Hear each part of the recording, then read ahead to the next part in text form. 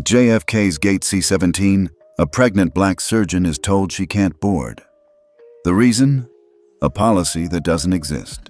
Passengers watch, phones out, as humiliation cuts deep. But Dr. Alyssa Carter isn't just any passenger, and her calm defiance hides a storm. Across Manhattan, her husband, Ethan Carter, is in a billion-dollar meeting. In minutes, the airport will feel the force of a CEO who doesn't lose. And what started as petty prejudice will unravel into a high-stakes corporate war no one saw coming. By the time it's over, careers, companies, and reputations will burn. The hum of JFK Airport was the kind of white noise Alyssa Carter had learned to ignore. Years of surgical residencies, long flights to medical conferences, and emergency calls at ungodly hours had trained her to filter chaos into background static. But today felt different.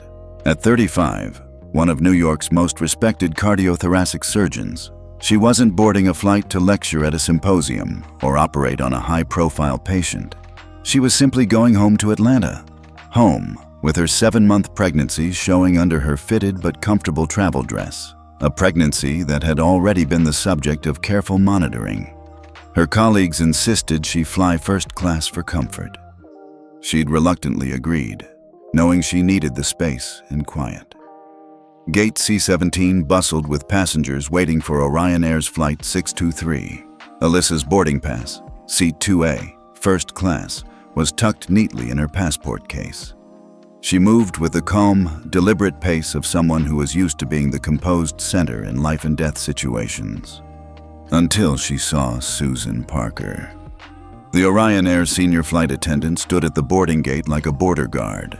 The Navy uniform was immaculate, every strand of hair in place. The professional smile didn't reach her eyes when she looked at Alyssa. "Ma'am, I'm going to need to see your boarding pass again," Susan said, her tone clipped but polite enough to pass for routine. Alyssa handed it over without hesitation. "Here you go, 2A." Susan glanced at the pass, then at Alyssa's stomach. "I'm sorry, but due to safety protocols, heavily pregnant passengers cannot occupy certain premium seats, especially in the event of an emergency." A ripple of sound moved through the boarding line. People glanced up from their phones. A few eyes widened. A vlogger named Ryan Cole, live streaming his travel content for nearly 500,000 followers, shifted his camera just enough to capture the exchange. Alyssa kept her voice steady. "That's not airline policy. I've reviewed your guidelines. There are no restrictions for pregnant passengers unless there's a documented medical condition that prevents travel. And, as you can see," she gestured to her medical clearance letter in her travel case, "I'm cleared for this flight." Susan's professional smile thinned. "Policies can be adjusted by the cabin crew in the interest of safety. I'm afraid you'll need to be reseated in the economy cabin." The words landed like a slap. Gasps came from the boarding line.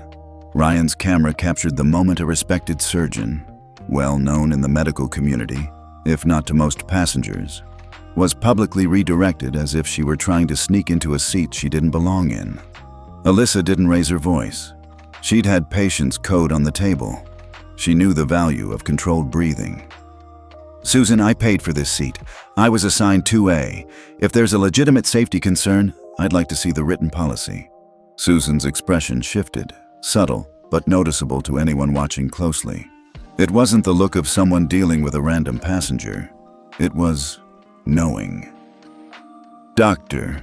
Carter," Susan said, the title rolling off her tongue with faint mockery. "I'm well aware of your position, but perhaps you should focus on your health instead of creating a scene." That word, scene, hit its mark. Passengers shifted uncomfortably. The implication was clear. A pregnant black woman was causing trouble at the gate. Ryan's camera zoomed slightly. His chat feed exploded. "This is wild! She literally has the boarding pass." "What's the safety policy for pregnant women?" "They know who she is. This smells personal." Alyssa's brows drew together. "You seem unusually informed about me, Ms. Parker." Susan didn't flinch. "Airline staff are trained to be aware of all passengers in their cabin, Doctor, especially high-profile ones." high profile. Alyssa's mind ran through the possibilities. Her hospital board had strict confidentiality on her travel schedule. Her colleagues were discreet, but the way Susan said it, there was an undercurrent of something more. "This feels less like a safety issue," Alyssa said, her voice calm but edged, "and more like an arrangement." Susan's smile stayed in place, but there was the faintest flicker in her eyes, a split-second crack in composure. Ryan's camera caught it. The murmurs in the boarding line grew louder. A woman in the waiting area muttered, "This doesn't seem random." A man in a suit pulled out his phone, typing rapidly.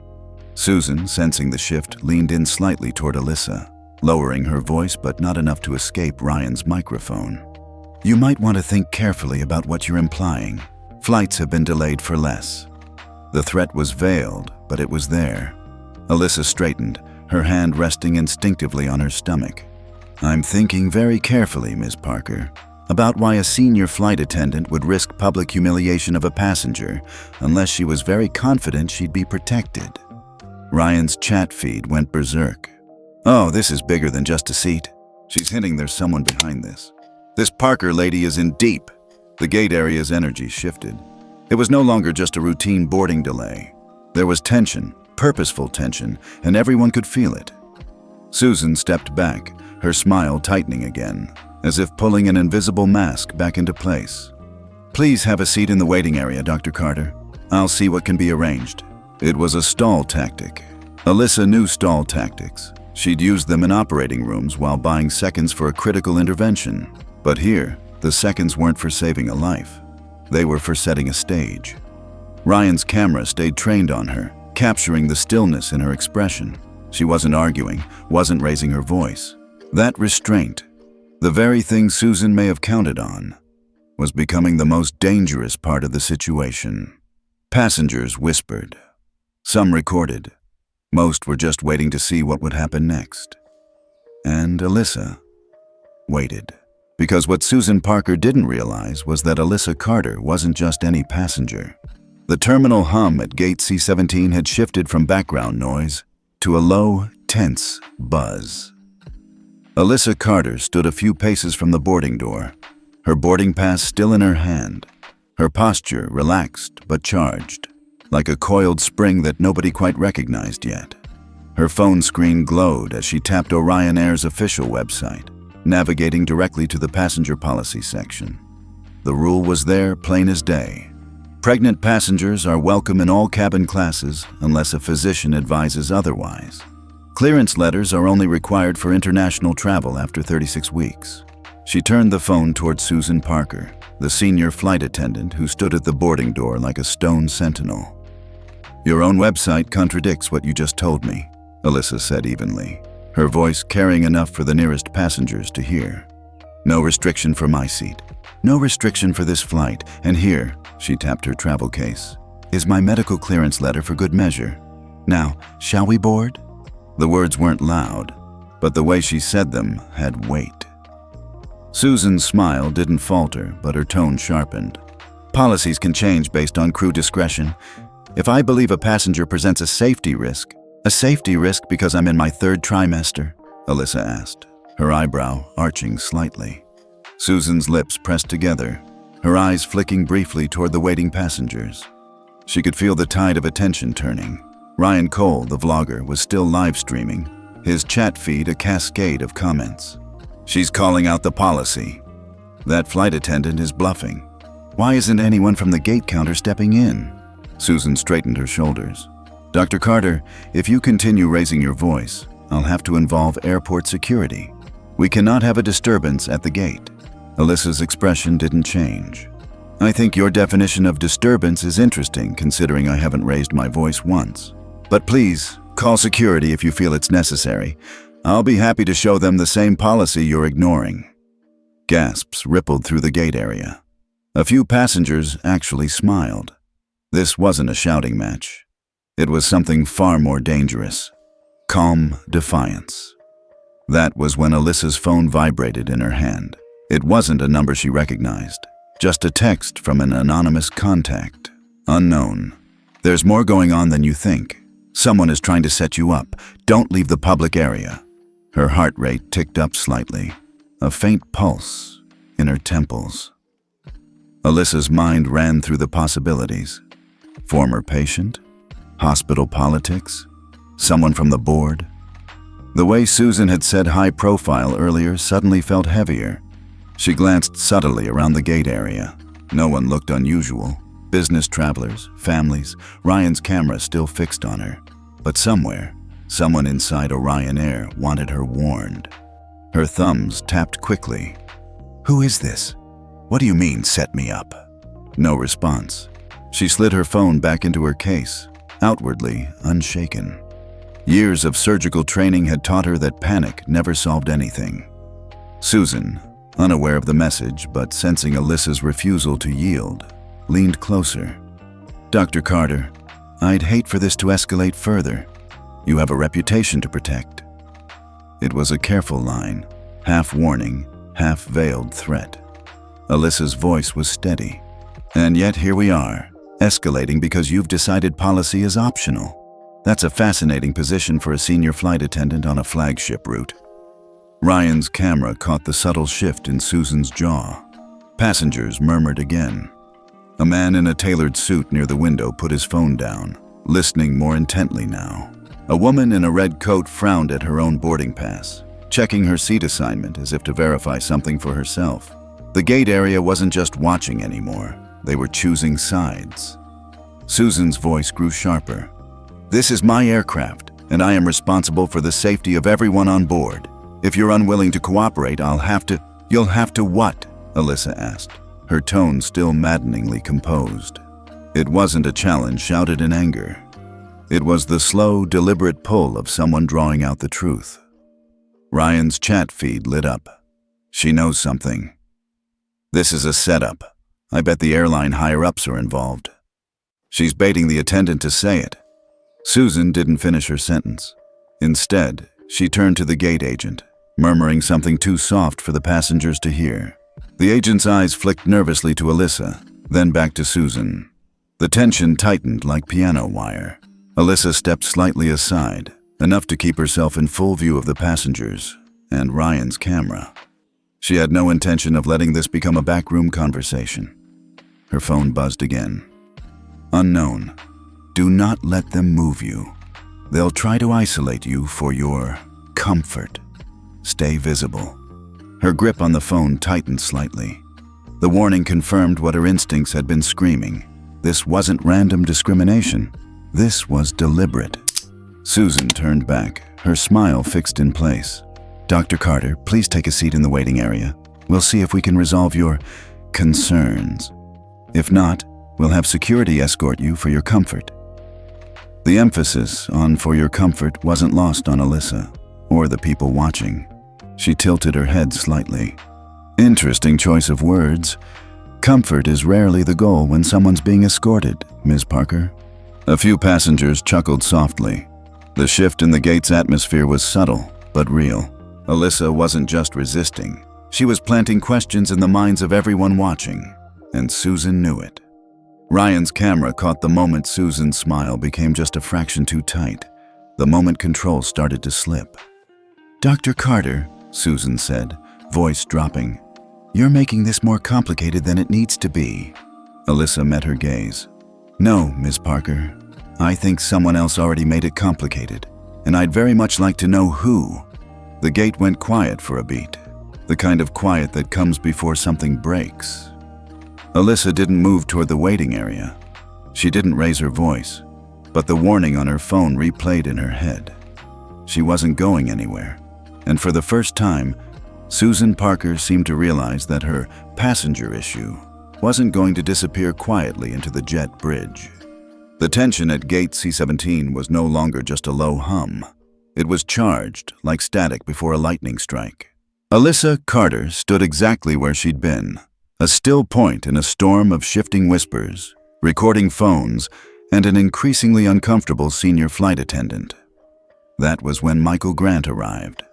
The Orion Air Station manager approached with an air of calm authority, a perfectly pressed suit, and a practiced, neutral expression. He moved through the small crowd with the fluidity of someone used to de-escalating angry passengers, except the sharp flicker in his eyes as he glanced at Alyssa suggested he wasn't here to resolve anything quickly. "Dr. Carter," Michael said smoothly, extending a hand. "Michael Grant, station manager. I understand there's been some misunderstanding." The word hung in the air like a cheap curtain. Alyssa took his hand briefly, her grip firm. "Mr. Grant, I don't believe there's been any misunderstanding. Ms. Parker claims airline policy prevents me from taking my assigned seat. I've provided the policy. I've provided medical clearance. There's nothing ambiguous here." Michael nodded with the exaggerated patience of someone who planned to talk circles until the clock ran out. Of course. But sometimes there are situational considerations. Perhaps we can find a solution that satisfies everyone. Like downgrading me to economy for a first-class ticket I paid for?" Alyssa's voice was calm, but the precision in her words was a scalpel's edge. Michael smiled faintly as if she'd just confirmed his play. "Let's step aside, just over here, and talk it through." Alyssa's instincts screamed no. The anonymous text from moments earlier replayed in her mind. "Don't leave the public area." She didn't move. "We can talk here. I'm comfortable continuing in view of everyone." A flicker of irritation crossed Michael's face before the mask returned. He glanced toward Susan Parker, whose professional smile hadn't faltered but whose eyes had sharpened. The two exchanged a look so quick most people would have missed it. Alyssa didn't. Ryan Cole's camera was still streaming, his chat scrolling faster now. "Station manager's here. Let's see what he does."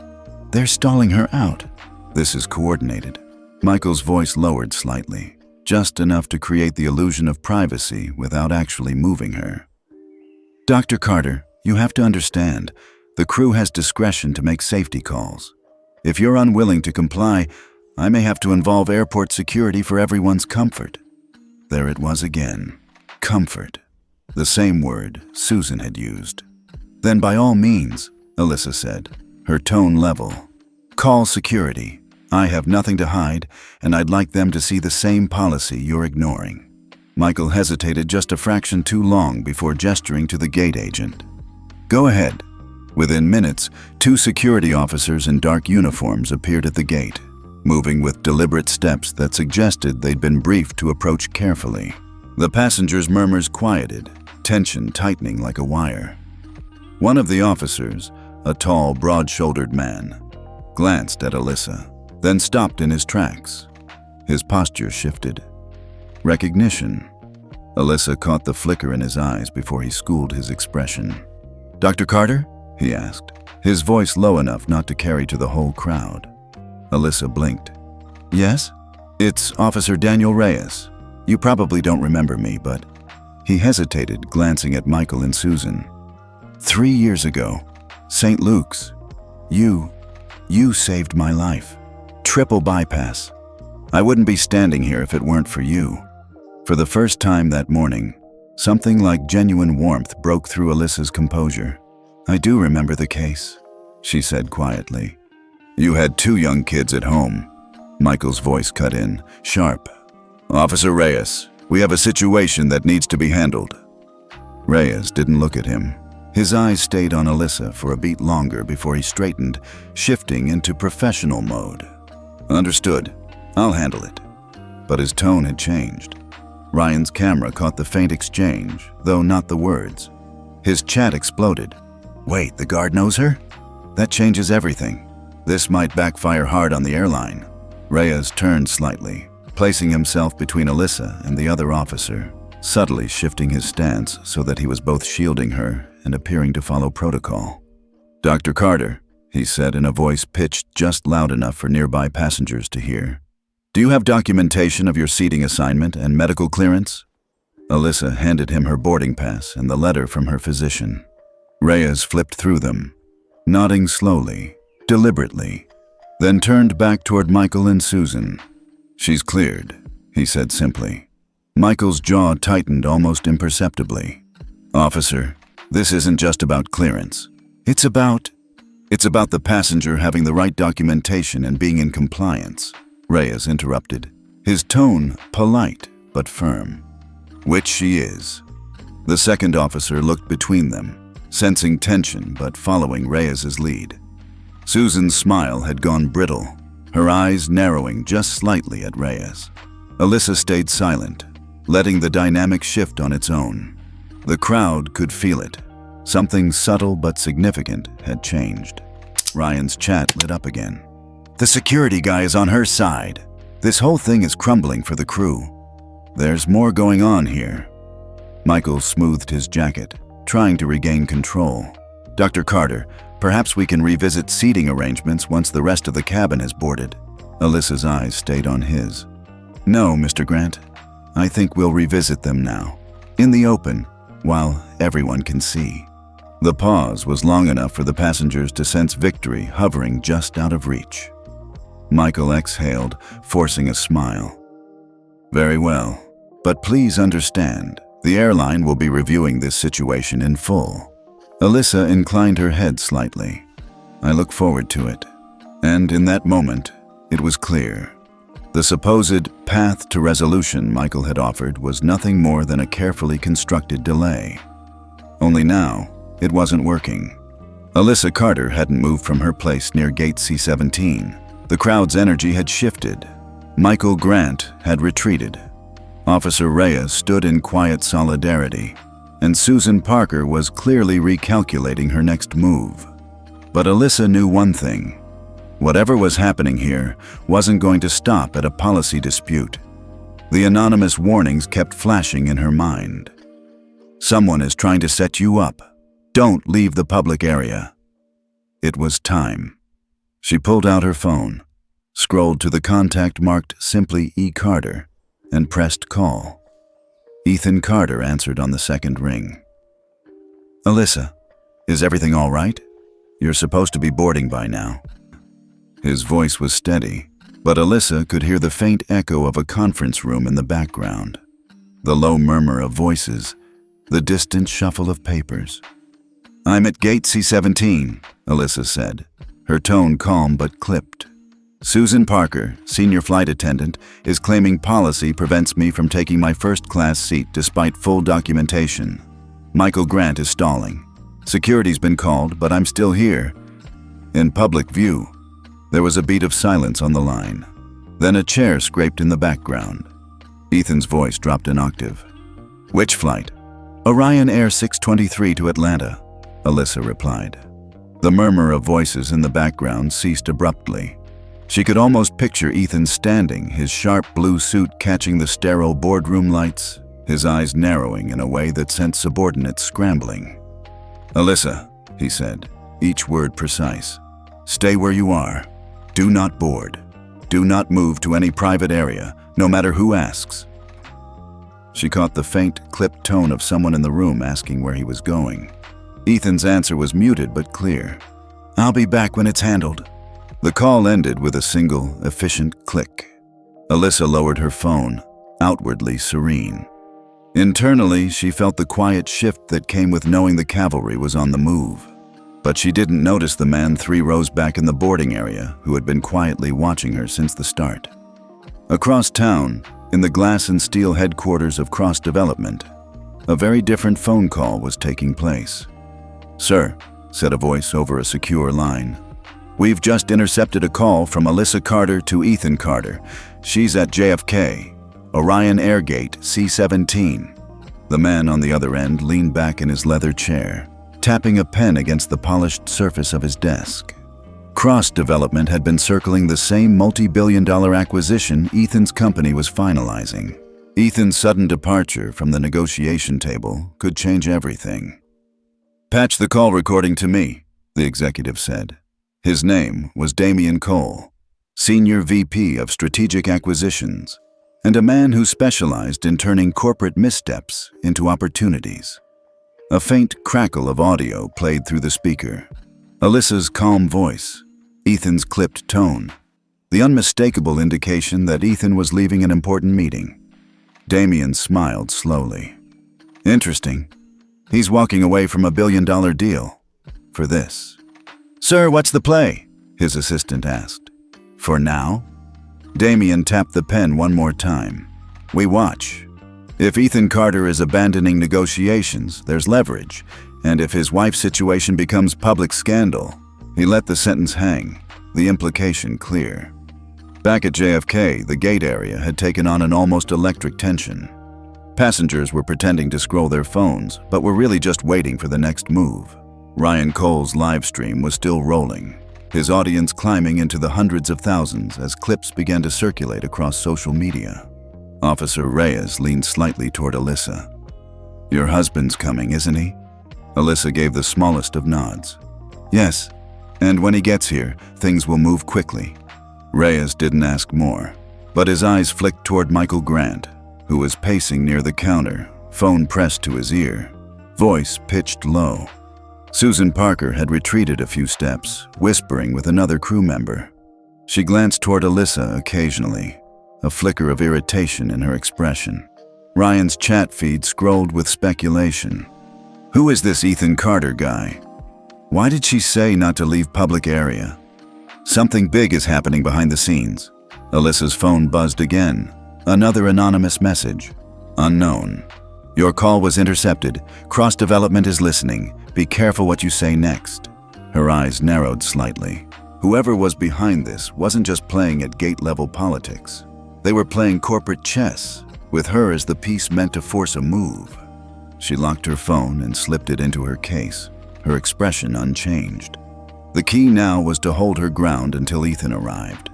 Every instinct told her the situation had shifted into a higher gear, and that meant the real game was only just beginning. Gate C17 had taken on the strange, taut stillness of a room where everyone sensed a storm coming.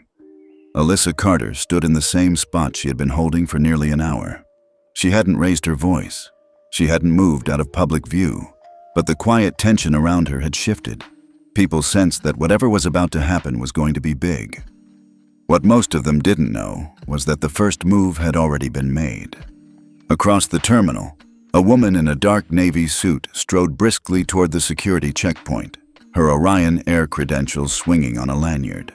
Rachel Monroe, senior partner of Carter & Monroe Legal, wasn't just Alyssa's personal counsel.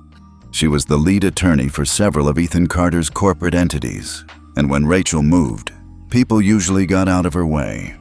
Her phone was still pressed to her ear as she walked. "Yes, get the injunction paperwork drafted now. We'll file if anyone tries to move her out of the public space and find out exactly who authorized this gate-level action." Rachel's other hand tightened on her briefcase. Alyssa hadn't asked for Rachel to come. Ethan had. And when Ethan called, Rachel cleared her schedule.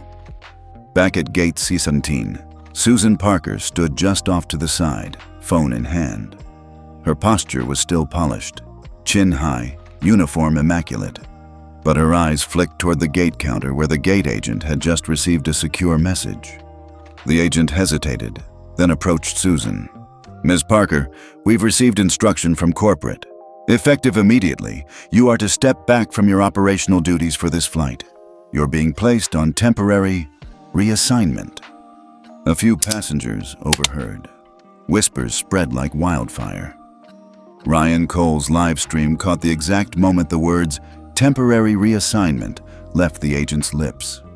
Susan's professional smile didn't crack, not even for a second. She gave a small nod, her voice cool. Understood. To the casual observer, she looked unshaken. But as she stepped away from the gate door, she slid her phone out, unlocking it with a quick swipe. A new message was waiting. Unknown. Hold your position. Support from above is in motion. Do not concede further. Susan's fingers curled slightly around the phone. Her eyes flicked briefly toward Michael Grant across the gate area, but his expression was unreadable. It could be him, or it could be someone even higher in the food chain. Rachel Monroe arrived at the gate like a weather front, calm, collected, but with an unmistakable force behind her presence. "Dr. Carter." Her voice was professional, but there was an undertone of personal concern. "I'm here on behalf of your husband." Alyssa inclined her head slightly. "Rachel." Rachel turned her attention to Michael Grant, who had drifted closer again, his phone still in his hand. "Mr. Grant, I'm counsel for Dr. Carter. We'll be reviewing all actions taken by Orion Air staff at this gate today. I suggest you ensure all communications, policy directives, and recordings are preserved. A litigation hold is now in effect. Michael's jaw tightened slightly. Ms. Monroe, there's every need, Rachel interrupted smoothly. You've interfered with a paying passenger's boarding rights without policy basis, ignored provided medical clearance, and escalated to security under questionable grounds. That's exposure on multiple fronts. Passengers were pretending not to listen, but every ear was tuned to the conversation. Susan Parker stood a few feet away, seemingly removed from operations, but still within line of sight. Her phone buzzed again. Unknown. The optics are bad, but this will pass. You will not be hung out to dry. Her lips pressed together just slightly. Whoever was behind the messages wasn't worried about public perception. They were focused on the internal power structure. Rachel shifted her stance, her tone shifting from ice to steel. Mr. Grant, I recommend you clarify immediately whether Ms. Parker's reassignment is intended to resolve this matter or whether we should escalate to corporate directly. Ethan Carter is en route. He will be expecting answers. Michael's eyes flicked, just for a moment, to Susan. It was the smallest tell, but Alyssa caught it. Rachel did too. Susan's phone buzzed a third time. Unknown. Do not admit fault. Do not apologize. You will be protected. Her heartbeat quickened. Not from fear, but from the realization that she was no longer just a flight attendant caught in a gate dispute. She was a piece on someone else's chessboard. Rachel stepped closer to Alyssa, her voice low but audible enough for those nearest to catch. Stay in place. Do not engage privately with anyone. This is shifting into a corporate-level move. Alyssa nodded once, her posture as composed as ever. Across the gate, Ryan's live stream chat exploded. Lawyer just showed up. This is getting way bigger. Who is texting the flight attendant? And just under the noise, the game continued. Quiet, precise, and about to get very loud. Michael Grant's composure was slipping. He stood a few paces from the boarding gate, his phone in his hand, eyes darting between Rachel Monroe, Alyssa Carter, and the slowly growing crowd at Gate C17. The moment Rachel mentioned Ethan Carter's name, the shift was visible. The station manager's confident posture stiffened, his expression tightened. He knew who Ethan was. CEO of Orion Air's holding company, a man whose voice could end careers with a single directive. And now, Ethan wasn't just involved. He was on his way to JFK. Michael's phone buzzed again. This time, it wasn't Susan Parker or anyone in his direct chain. It was a number he didn't recognize. The message was short, pointed. Unknown. Damage control is critical. Keep her contained until new instructions arrive. He swallowed hard. The anonymity of the sender made his skin crawl. Meanwhile, just a few meters away, Ryan Cole's live stream was exploding. The vlogger had been casually streaming when the situation started, but now his audience counter ticked into the hundreds of thousands. His feed was being clipped, shared, and mirrored across platforms. The angle wasn't perfect. Most of it captured Alyssa's calm stance, Susan Parker's brittle professionalism, Rachel Monroe's sharp interjections. But the story was perfect for social media. Pregnant black woman denied her first-class seat. Flight attendant reassigned mid-boarding. Lawyer arrives. Station manager flustered. Within minutes, hashtags began popping up. Orion Air incident, Gate C17 drama. Justice. For Alyssa, passengers at other gates were starting to murmur, checking their own phones. The ripple effect was spreading. But somewhere else, someone was watching with a different agenda. On a private server, a troll account with an unusually well-resourced backend began amplifying Ryan's clips. It wasn't just reposting them, it was strategically boosting them with targeted keywords. One clip, Rachel Monroe stepping between Alyssa and Michael, was pushed to the top of trending lists with the caption, Ethan Carter's wife disrupts boarding at JFK. Is this how billion-dollar CEOs operate? The subtle shift in framing didn't go unnoticed. while the organic conversation online leaned toward sympathy for Alyssa. This campaign was threading a new narrative. Chaos follows the Carters. The account used a hashtag that hadn't yet caught on. #CarterCrisis. Back at the gate, Michael's phone buzzed again. This time it was from corporate PR. "Michael, what's going on at C17? We've got trending hashtags, and now someone's pushing a Carter crisis narrative. Are you telling me Ethan Carter's involved in whatever this is?" Michael tried to keep his voice steady. "He's on his way here." There was a sharp exhale on the other end. "Do you have any idea how bad this looks? Get in front of it before he arrives." Michael hung up, wiping his palm against his jacket. Every instinct told him this wasn't just a gate incident anymore. It was a public relations firestorm, and somewhere out there, someone was pouring gasoline on it. Across the terminal, Rachel was still holding position near Alyssa. Her phone buzzed. This time, a secure notification from the Carter corporate media monitoring system. Rachel's eyes narrowed as she scanned the trending topics. Orion Air Incident. Predictable. Justice. For Alyssa. Expected. Carter Crisis. New. Artificial. Rachel's mind worked quickly. Someone wasn't just watching. They were using this incident to undercut Ethan's credibility in real time. She glanced at Alyssa. "Stay steady. This is getting spun in more than one direction." Alyssa's expression didn't change. Ethan's expecting that. Ryan's chat feed had picked up on the split narratives too. Why is there a Carter crisis tag?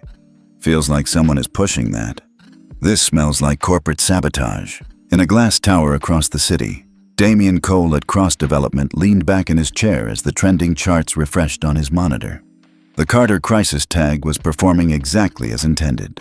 He glanced at his assistant. "Push more engagement. Let the public think this is about a CEO abandoning $1 billion deal for a gate dispute. Optics are everything." At Gate C17, Michael's phone buzzed again. This time, the message was from the same unknown number as before. Unknown. Trending narrative is favorable. Hold position. Do not let Carter control the optics when he arrives. Michael felt his stomach twist. He looked at Susan Parker, who was still standing off to the side, posture stiff but expression unreadable. She was still in uniform, still tethered to the chain of command that had just reassigned her. And she still looked like she knew something he didn't. The crowd at the gate was buzzing louder now. Ryan's live stream viewers had crossed 500,000. Hashtags were moving faster than corporate PR could track. And somewhere in the middle of it all, Ethan Carter was on his way. The atmosphere at Gate C17 had shifted from tense curiosity to electric anticipation. Phones were out everywhere now, some discreet, some openly recording. Ryan Cole's live stream had crossed 600,000 live viewers, and his audience was spamming a single phrase in the chat. "Where's Ethan?" They didn't have to wait long. The crowd at the far end of the terminal parted instinctively as Ethan Carter appeared, walking with the calm precision of a man who didn't rush for anyone. His suit was immaculate, dark charcoal with a crisp white shirt. No tie. He hadn't come for ceremony. He'd come for business.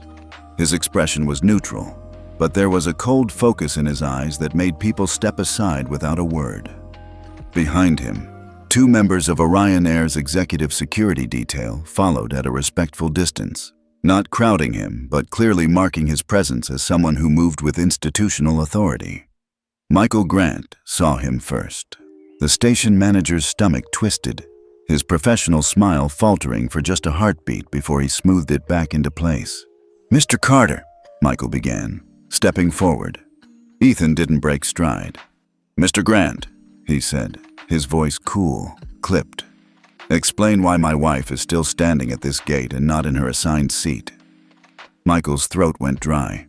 "There was a miscommunication." "There is no miscommunication," Ethan cut in.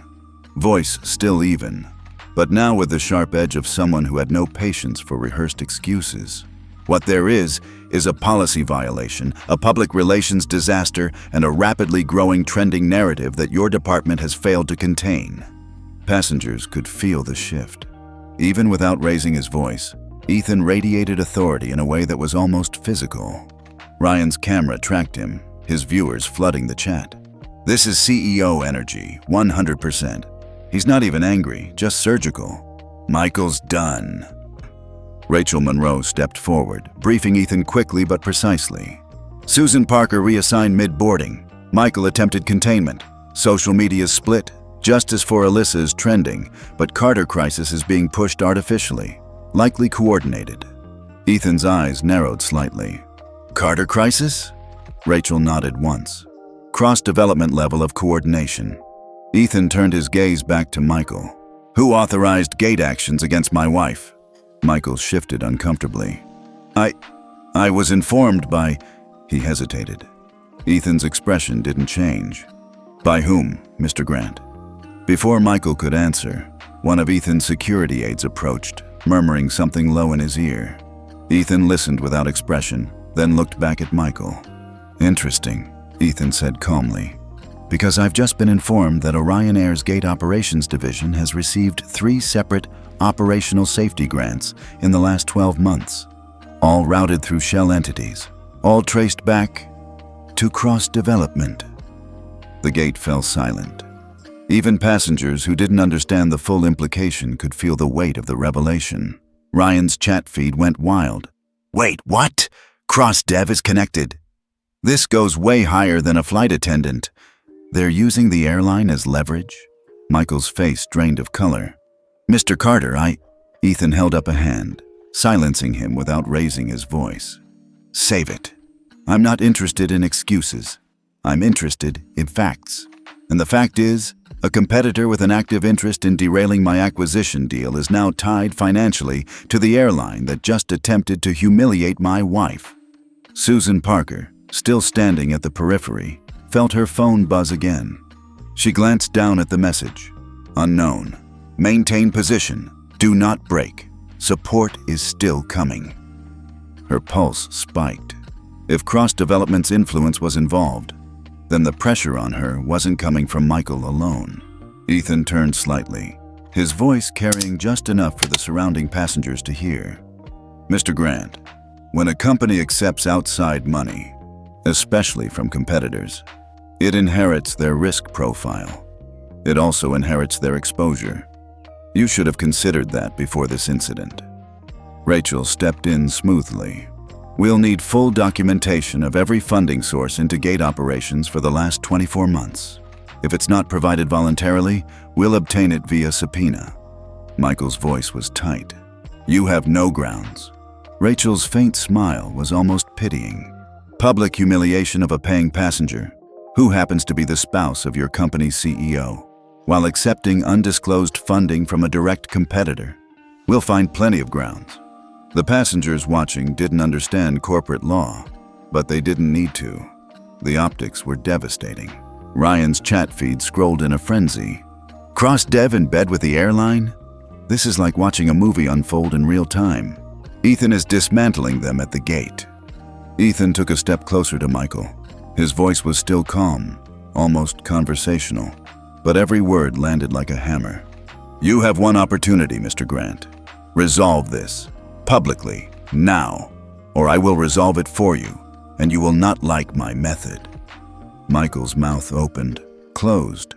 His eyes flicked toward Susan, toward the gate agent, toward the security officers still watching quietly. He could feel his options collapsing. In the background, Susan's phone buzzed once more. Unknown. Hold. Everything changes in the next hour. She exhaled slowly, her professional mask still in place. She didn't know whether to feel reassured or terrified. At Gate C17, the storm had arrived, and for the first time, everyone understood this wasn't just about a seat. It was about power, influence, and the kind of connections that could bring entire corporations to their knees. The silence at Gate C17 after Ethan Carter's words was thick enough to cut through. The passengers could feel the shift. Authority had flipped. What had started as a dispute over a boarding pass was now a public stage where careers and reputations were on the line. Ethan glanced at Rachel Monroe, who gave a subtle nod. She stepped forward, her voice firm and precise. Effective immediately. Susan Parker is relieved of all operational duties pending internal investigation. This will be logged as a formal suspension. The gate agent froze for a beat before printing the paperwork. A few passengers nearby exchanged wide-eyed glances. Ryan Cole's live stream audience exploded in comments. Suspended on the spot? This is going nuclear. She's done. Done. Susan Parker stood straighter, her uniform still pristine. If she was shaken, she didn't show it. Her phone buzzed again, but she didn't check it. For the first time, her composure was less about professionalism and more about survival. Ethan's gaze shifted to Michael Grant. As for you, Mr. Grant, Station Manager, JFK Gate Operations, you are now subject to internal review. Effective immediately, you are relieved of active duty until the investigation is complete. You will remain on site for questioning. Michael's face blanched. Mr. Carter, Ethan cut him off with quiet finality. I'm not here to negotiate, Mr. Grant. This is not a discussion. You will comply. Passengers could feel the temperature drop. Even those who had doubted Alyssa earlier were now realizing the imbalance of power. Ethan turned to Rachel. Prepare an alternate transport. I don't want Alyssa on this flight. Rachel nodded, already dialing. Atlantic Airways executive fleet has availability. We can have a private jet prepped within 90 minutes. The passengers' whispers grew louder. Ryan's live stream chat went into overdrive. He's pulling a private jet? This is flexing without flexing. Michael's career is over. Alyssa remained calm. She hadn't asked for any of this spectacle, but she wasn't going to decline an option that kept her both safe and visible. Michael stood frozen for a moment, trying to process how quickly control had shifted. His phone buzzed sharply in his hand. The number flashing on the screen was one he recognized instantly, and his stomach dropped. William Cross. Michael hesitated before answering. Mr. Cross. William Cross's voice was low, precise, and dangerous. You listen to me very carefully, Michael. You will say nothing. You will confirm nothing. Do you understand? Michael's throat tightened. They're investigating. Carter's here in person. He's dismantling... Michael. William's tone hardened. If you want your career to survive the week, you will keep your mouth shut. If you mention cross-development in any context, your career ends today, and that's the best-case scenario. Michael felt cold sweat gather at the back of his neck. His eyes flicked toward Ethan, who was still speaking quietly with Rachel. Mr. Cross, I don't know how long I can... You'll manage, William cut in. This is bigger than you, and it's not over. The line went dead. Michael lowered his phone, his mind racing. He was caught between two storms, Ethan Carter in front of him, William Cross in his ear. The passengers might see him as cornered, but the truth was far more dangerous. He was now a liability to everyone involved. Susan Parker's eyes met his for the briefest moment. She didn't need to say anything. Her phone had been buzzing all day with the same kind of warnings. They were both in deep. Ethan turned back toward the crowd, his voice calm but commanding. Ladies and gentlemen, I appreciate your patience. Orion Air will accommodate all passengers on Flight 623 with an alternate crew. There will be a delay, but your safety and dignity are paramount. Passengers murmured, some nodding, some filming, all of them aware they were witnessing something rare. A CEO addressing them directly, in person, at a gate. Ryan's live stream caught every second. His chat scrolled endlessly. This is insane. He's running the gate like a courtroom. Cross is definitely involved. Look at Michael's face. This is a bigger conspiracy than anyone thought. Rachel returned, her voice low but certain. Atlantic's executive jet will be wheels up in 90 minutes. They'll clear a secure path for Alyssa. Ethan gave a brief nod, then looked to Alyssa. You'll be boarding separately. I don't want you on this aircraft. Alyssa inclined her head slightly. She trusted Ethan's instincts. As the crowd shifted, Michael stood rooted in place, his phone still heavy in his hand. The echo of William Cross's voice was still in his ears. And somewhere, deep inside, he knew. This wasn't just about a suspended flight attendant or a PR nightmare at JFK. This was about the kind of power that didn't just ruin careers, it ended them. Dui de la chung tin, ho qua cup hei tong. Mu bung fat.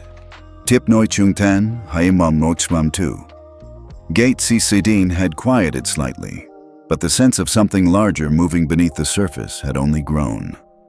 Ethan Carter stood at the periphery now, speaking in low tones with Rachel Monroe, while Alyssa remained seated, visible to everyone. Exactly as planned. This wasn't just a public incident anymore. Ethan's instincts told him it was an attack. And in his world, attacks rarely came without coordination. As Rachel finished briefing him on the trending narratives, Orion Air incident holding steady, but #Carter crisis still being artificially boosted, Ethan's expression hardened. "This isn't organic," he said. "It's a precision strike." Rachel's voice was low. "Against Alyssa?" Ethan shook his head slightly. "Against Carter Global Holdings. The billion-dollar deal we're finalizing is scheduled to close in 48 hours. The timing isn't coincidence. Someone wants instability, and they're using her as leverage." Rachel's eyes narrowed. Cross-development. Ethan's gaze was steady. And possibly someone feeding them from the inside. Security Chief Daniel Reyes approached quietly, handing Ethan a slim folder. "Preliminary intel, sir. Your request from 15 minutes ago." Ethan flipped it open. Inside were photos, timestamps, and an itinerary Michael Grant had not expected anyone to have. The first image was clear. Michael Grant meeting William Cross at a private lounge 2 days before the JFK incident. Rachel glanced over Ethan's shoulder, her expression sharp. That's enough to suggest coordination, but not enough to prove motive. Ethan closed the folder. Motives are irrelevant at this stage. Optics are what matter, and the optics are damning. Meanwhile, Michael stood across the gate, phone in hand. The weight of his earlier call with William Cross still pressing on him. He hadn't told Ethan about the meeting, and now it was only a matter of time before someone else did. Susan Parker watched him from a distance. She didn't know the full details, but she knew enough to recognize when someone was trapped between two powers with no exit. Ethan's security aide approached again, lowering his voice. "There's something else. We believe Alyssa's travel schedule was leaked in advance. No random harassment could be this perfectly timed to her presence at JFK. Rachel's brow furrowed. Who had access? The aide hesitated. All travel manifests for senior executives' families are restricted to Carter Global Holdings' inner operations team. Less than 10 people. Ethan's jaw tightened. Then one of them is compromised. The implication landed hard. Carter Global Holdings wasn't just under pressure from cross-development. They were being undercut from inside their own walls. Rachel glanced at Ethan. "You think someone on the inside tipped Cross to Alyssa's exact movements?" Ethan's voice was controlled, but there was an edge beneath. "I don't think. I know. Alyssa's travel wasn't even logged in Orion Air's passenger priority system until 36 hours ago. Cross was ready before that." Rachel straightened. "We'll need an internal audit. Discreetly." Ethan nodded. "Start with anyone who had access to her security details, routing, and timing." Back at the gate, Ryan Cole's live stream picked up another shift. Ethan had stepped a few feet away from the crowd, speaking quietly into his phone. Ryan's chat immediately erupted. "He's on the phone again, probably calling the board. Who else thinks someone in his own company leaked info? Cross is playing dirty. This is corporate espionage." The speculation was feeding itself now. Every clipped exchange, every half-heard phrase was being amplified across social media. On the 47th floor of Carter Global Holdings' Manhattan headquarters, 2 senior executives were already watching the live stream on a muted screen. One of them, a man in his early 50s with a sharp, calculating expression, turned to his colleague. If he digs too deep before the deal closes, it could destabilize everything. His colleague didn't respond, but the look in his eyes confirmed the tension. If Ethan suspected betrayal inside the company, the ripples would extend far beyond Orion Air. Back at JFK, Ethan ended his call, his voice crisp. "Rachel, Titan Communications. Anyone with access to Alyssa's itinerary, freeze their credentials. I want to know who's still logging into the executive portal. Rachel's lips pressed into a thin line. You think it's someone high up? Ethan's gaze flicked briefly toward the skyline, visible through the glass windows of the terminal. If it were low-level, Cross wouldn't risk being so bold. Passengers continued to wait, unaware of the scale of what was unfolding. To them, it was a gate delay with corporate theatrics. But to those in the know, the events at Gate C17 were the surface ripples of a much deeper current. In a private office at Cross Development, William Cross leaned back in his chair, watching the same feed. A faint smile played at the corners of his mouth. His assistant approached cautiously. The push on Carter Crisis is holding, but the investigation into the leak, Cross raised a hand. Let them look. By the time they circle back to their leak, the deal will be too unstable to close cleanly. At Gate C17, Ethan looked once more toward Alyssa, then at Rachel. Whoever leaked her itinerary will be exposed, but for now, we focus on containment. The deal closes in 2 days. We cannot let Cross control the narrative between now and then. Rachel nodded. Understood. We'll lock it down. By the time the clock at JFK hit 3:45 p.m., the incident at Gate C17 had escaped the confines of the airport and flooded into the wider world. Ryan Cole's live stream had been mirrored on multiple platforms. Every clip, Susan Parker's reassignment, Michael Grant's visible discomfort, Ethan Carter's calm but surgical confrontation, was now part of a viral narrative that moved too fast for corporate PR to contain. Within hours, the headlines started appearing. Atlantic Airways faces PR meltdown over first-class dispute at JFK. Justice. For Alyssa trends as CEO's wife confronts airline staff, Carter global deal in question. Amid airline controversy. The hashtags #Justice for Alyssa and #Orion Air Incident dominated the trending boards. Atlantic Airways stock opened steady in the morning, but by the afternoon, it was in freefall, dropping nearly 14% in 3 hours. Calls for boycott poured in. Passengers posted their own grievances, some legitimate, some opportunistic, all under the same tag. A groundswell of public anger was forming, and it wasn't just about Alyssa anymore. It was about every incident of disrespect people felt when traveling. In a conference room on the 48th floor of Carter Global Holdings, Ethan Carter and Rachel Monroe sat at the head of a table crowded with media strategists and legal advisors. This isn't just about defending Alyssa, Rachel said, scanning the flood of data on her tablet. This is about controlling the narrative before cross-development drives it where they want it. Ethan nodded. We don't play defense. We play offense. Rachel, I want the full recording of the incident at Gate C17, unedited, time-stamped, verified. Release it to the press before Cross spins it. One of the strategists hesitated. Won't that escalate things? Ethan's gaze was steady. It will clarify them. And that's worse for Cross than escalation. The media team moved fast.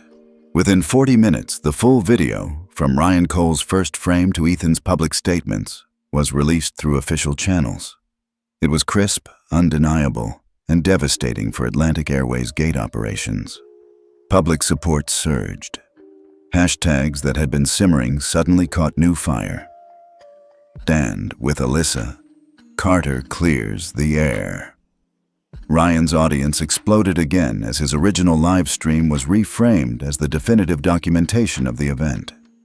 But while Carter Global's strategy gained ground, William Cross was already countering.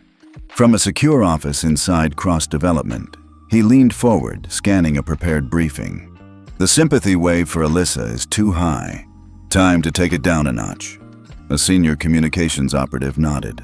We've seeded 3 narratives. The most effective will be the pregnancy privilege angle, framed as Alyssa using her pregnancy for special treatment.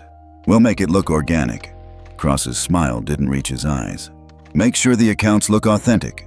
No direct corporate fingerprints. I want this to feel like it's coming from the public. Within an hour, new posts started appearing, carefully framed, seemingly from random travelers and commentators. We all feel bad for her, But should pregnancy give you the right to delay a flight for everyone else? If she wasn't the CEO's wife, would anyone care? This seems like privilege disguised as activism. A new hashtag began creeping upward. @PregnancyPrivilege. Rachel saw it the moment the monitoring dashboard pinged. Her voice tightened. Ethan, they're attacking her credibility. This isn't just criticism of the airline. They're going after her personally. Ethan's expression didn't change, but his voice cooled. Cross is desperate. That means we're winning. But we don't underestimate this move. Rachel leaned forward. The emotional tone online is swinging. Sympathy is being undercut by this narrative. We need to respond before the swing becomes a collapse. The mood online began to fracture. Ryan Cole's chat, once overwhelmingly supportive, now had dissenters. I support her, but maybe she is using her position? I don't like this narrative. Feels manipulative. Cross is absolutely behind this. Look at the timing. The emotional wave that had been building in Alyssa's favor started to dip. The public's mood was shifting, dragged down by a well-funded counteroffensive. In a quiet moment, Alyssa scrolled through her own phone. She saw the wave turning. She knew how these things worked. Public opinion was fickle, and even the most obviously wronged party could be recast as the villain with the right push. Ethan stepped beside her. They're going after you personally. Don't let it shake you. This isn't about you. It's about the deal. And I'm not letting them win. Her voice was calm. Then we fight it on every front. Legal, media, and at the table. Ethan's lips curved slightly. Good, because the next move is ours. The storm of public opinion had been raging for 2 days straight. Hashtags rose and fell. Cross-Development's counter-narratives kept trying to sink Alyssa's credibility, but Carter Global Holdings refused to retreat. Now, Ethan Carter was ready to flip the board. In the media hall of a Manhattan hotel, reporters were packed shoulder to shoulder. The joint press conference had been called by Carter Global Holdings and Atlantic Airways, a pairing that alone was enough to electrify the business press. Rachel Monroe stood off to the side, calm and unreadable, while Ethan adjusted his tie at the podium. Beside him, the visibly uncomfortable CEO of Atlantic Airways scanned the room. "Ladies and gentlemen," Ethan began, his tone measured, "there has been much speculation in the past 48 hours regarding the events at JFK. Today, we will clarify everything and begin corrective action." The room quieted instantly. Rachel tapped her tablet. A large screen behind Ethan lit up with documents, transaction records, time-stamped emails, and payment logs. "These," Ethan said, "are verified financial transfers from cross-development shell entities into accounts connected to Atlantic Airways gate operations. And here," he tapped the screen, "is the meeting record of Michael Grant, station manager at JFK, with William Cross 2 days before the incident." Gasps rippled through the press corps. The Atlantic Airways CEO visibly tensed. These transactions were neither disclosed nor authorized through proper corporate channels. The conclusion is unavoidable. There was deliberate interference at JFK Gate C17 designed to create a public incident with my wife, Dr. Alyssa Carter, as the catalyst. The Atlantic Airways CEO stepped forward, his voice tight but firm. "Atlantic Airways does not condone any action designed to humiliate or endanger passengers. Effective immediately, we are restructuring gate operations oversight and implementing comprehensive personnel reform. This includes..." He hesitated before continuing. "Mandatory bias and conflict of interest training, independent oversight committees, and the termination of any staff found complicit in outside interference." Rachel's gaze swept the room. This was more than corporate damage control. It was the beginning of a systemic shift. But Ethan wasn't done. He glanced at Rachel, who nodded once. The next set of documents appeared on the screen. "This interference," Ethan continued, "was only possible because cross-development knew exactly where my wife would be and when. That information came from inside Carter Global Holdings, from someone trusted." The room fell silent. Ethan's voice dropped slightly, but the steel in it carried. "I am not in the business of speculation. I am in the business of facts. And the fact is, One of my own executives passed Alyssa's itinerary directly to cross-development. He turned his head slightly toward the cluster of Carter Global executives seated in the front row. "Mr. Jameson Cole," Ethan said evenly, "you've been with this company for 12 years. You were part of the final security clearance team for the acquisition deal, and you leaked my wife's schedule." The cameras swung instantly to Jameson, who looked pale but defiant. "This is outrageous." Ethan didn't raise his voice. "We traced the data packet from your terminal, Jameson. Cross paid you through an offshore account. Your career here is over. Legal action is pending." The press room erupted. Rachel stepped forward, her voice smooth. "With the removal of compromised personnel, Carter Global Holdings and Atlantic Airways are moving forward together. We will not allow outside interference to derail critical deals or to endanger our people." The energy in the room shifted. Reporters who had been circling like sharks now smelled blood in the water. But it wasn't Ethan's. On social media, the turn was instantaneous. "Carter clears, the air climbed to #1. Cross Exposed began trending within minutes. Justice. For Alyssa surged again, stronger than before. The narrative had flipped 180 degrees. Ethan stepped back to the podium for the closing statement. "We will close our acquisition on schedule. We will implement reforms at Atlantic Airways.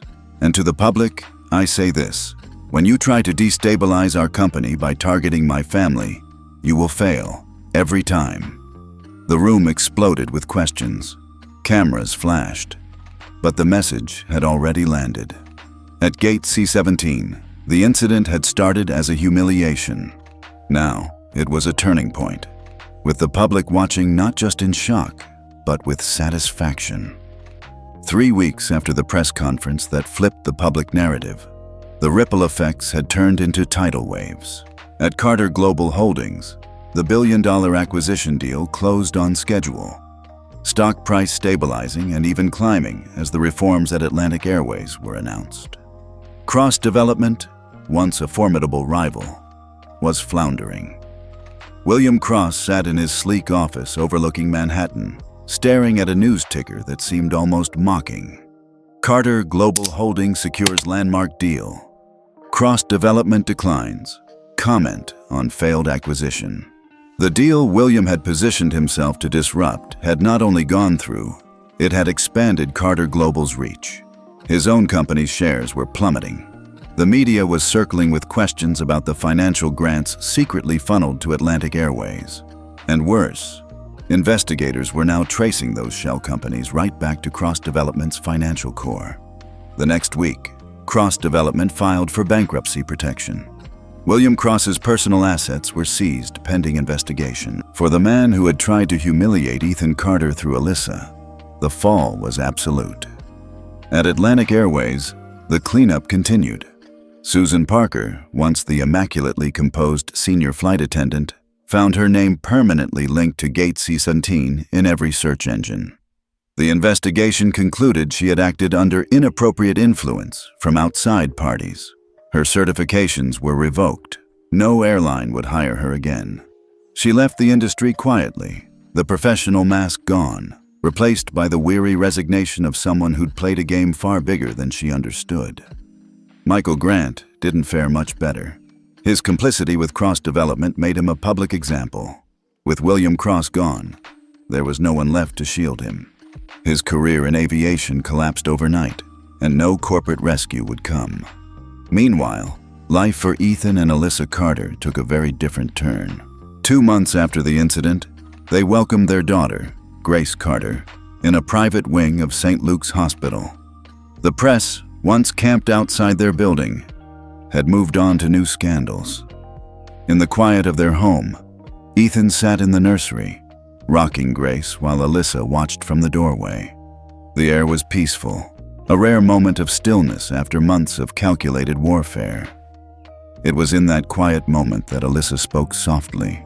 "You never seemed surprised. Not once. Not when Susan blocked me, not when Michael stalled, not even when Cross showed his hand. You were already moving before I called you."